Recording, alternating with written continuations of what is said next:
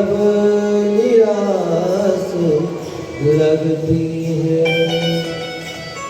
और सुदामा जी चल रहे हैं, शरीर सूखा है, विचार करें कैसे चल रहे हैं, कष्टों में, पैरों में जो है खड़ाव नहीं, और नंगे पाँव जा रहे हैं, रास्ते में जो है मार्ग में कांटे चुभ रहे हैं, लेकिन लगन है ईश्वर के दर्शन की, अपने ठाकुर के दर्शन की। मार्ग में नदी आई, जब नदी आई तो विचार करने लगे कि नदी पार कैसे जाऊं। तभी एक केवट आया कि आओ आओ मैं नदी पार ले जाता हूँ। कहने लगे पार तो ले जाते हो ना, पर उतराई तो लोगे ना। कि नहीं नहीं आपको तो मैं ऐसे ही ले जाऊंगा, आप चिंता न करो। उन्होंने कहा नहीं उतराई तो लेनी पड़ती है ना, यदि नदी में बैठते हैं तो केवल को कुछ देना ही तो पड़ेगा। उन्होंने कहा नहीं नहीं मेरा काम ही है, मैं निःशुल्क जो है पार ले जाता हूँ। ये केवट कौन है? ये प्रभु राम के वही केवट हैं जिन्होंने गंगा पार भगवान को लेकर गए, और ये सेवा करते हैं नदी के किनारे। हर नदी में केवट होता है, तो केवट उसे ही मिल सकता है जिसे भगवान से मिलने की इच्छा हो। क्योंकि जितनी नदियां हैं ना, ये पवित्र नदियां मनुष्य का कल्याण करती हैं कि भवसागर से पार जाना है तो नदी पार तो जाना होगा। और ये जो केवट है ये भक्त को देख लेते हैं, ये भक्त है और इस भक्त को भगवान के पास पहुंचाना है। ये केवट यही तो कार्य करते हैं, केवट का कार्य कोई थोड़ी नहीं। अब केवट ने कहा आओ आप तो, क्योंकि भक्त का जो है चिन्ह जो है पता चल जाता है। जैसे भगवान हनुमान जी जब लंका पहुंचे तो विभीषण का घर दूर से ही दिख गए कि वहां पर पद्म चिन्ह आदि चक्र का निशान है। जब हम झंडा लगाते हैं ना अपने घर के ऊपर हनुमान जी का, भगवान भी ऊपर से सैटेलाइट से देखते हैं। ऐसा नहीं कि भगवान नहीं देखते, ये भक्त का घर है, इसलिए हम जब लगाते हैं ना झंडा उसका बड़ा महत्व है। हर हमें हिंदुस्तानी को अपने घर के ऊपर झंडा लगाना चाहिए कि परमात्मा प्रति समय प्रतिपल प्रत्येक प्राणी को देख रहे हैं।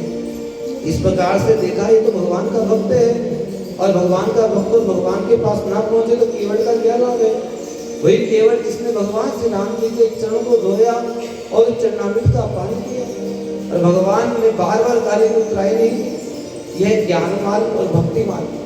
ज्ञान मार्ग में क्या है कि सभी कुछ पाना है, लेकिन साधनों को नहीं छोड़ना। साधन आदि यह भक्ति मार्ग में नहीं छोड़े जाते। और ज्ञान मार्ग जो होता है उसमें जो परमात्मा ही मिल गया तो फिर सब साधनों को छोड़ देते हैं। इसे दो मार्ग है, भक्ति मार्ग, ज्ञान मार्ग। केवट भली भांति जानते हैं वो भगवान की सेवा कर रहे हैं, और भगवान ने उनको भेजा है कि मेरा भक्त आ रहा है, उसे भक्त को, क्योंकि भक्त इतना स्वाभिमानी है ना कि किसी का वह सहयोग नहीं देगा। लेकिन जब गोविंद का नाम लिया तो सुदामा जी बैठे और पता भी नहीं चला कि द्वारकापुरी आ गई।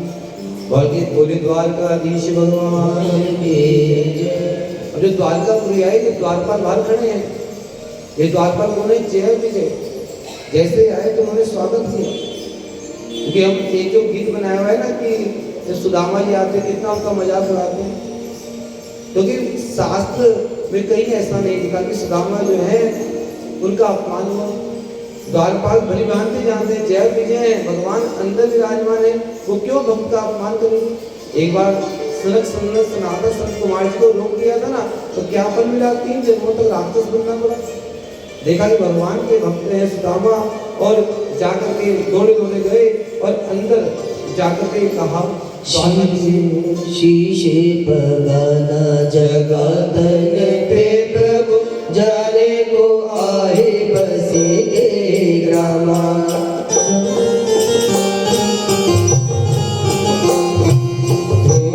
बड़ी सी लटी दुपटे आए उबाल हरे हरे श्यामा।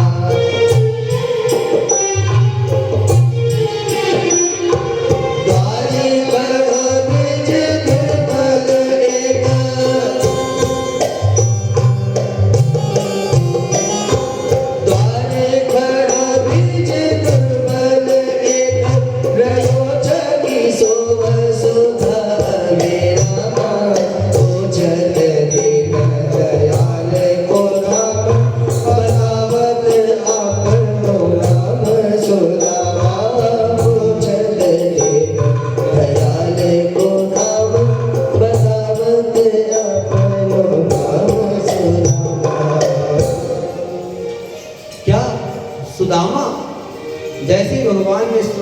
सिंहासन से कूद गए। जब देखा रुक्मणी जी ने, क्या हुआ, भगवान कहाँ भागे भागे जा रहे हैं। सभी रानियां देख रही हैं कि आज भगवान को क्या हुआ। कहीं पर उनका दुपट्टा नीचे कर रहा है, भगवान नंगे पांव ही दौड़े चले आ रहे हैं। सभी को चिंता हो गई कि ऐसा क्या द्वारपाल ने कह दिया कि भगवान दौड़े दौड़े जा रहे हैं। क्योंकि भगवान को जो पुकारता है तो भगवान दौड़े दौड़े चले आते हैं। गरुड़गामी मधुसूदन पुकारे जो प्रेम से तो नंगे पांव आता है। भगवान कोई पुकारता है तो भगवान स्वयं मिलने आ जाते हैं। जैसे भगवान आए तो भगवान ने आते ही सुदामा जी को देखा।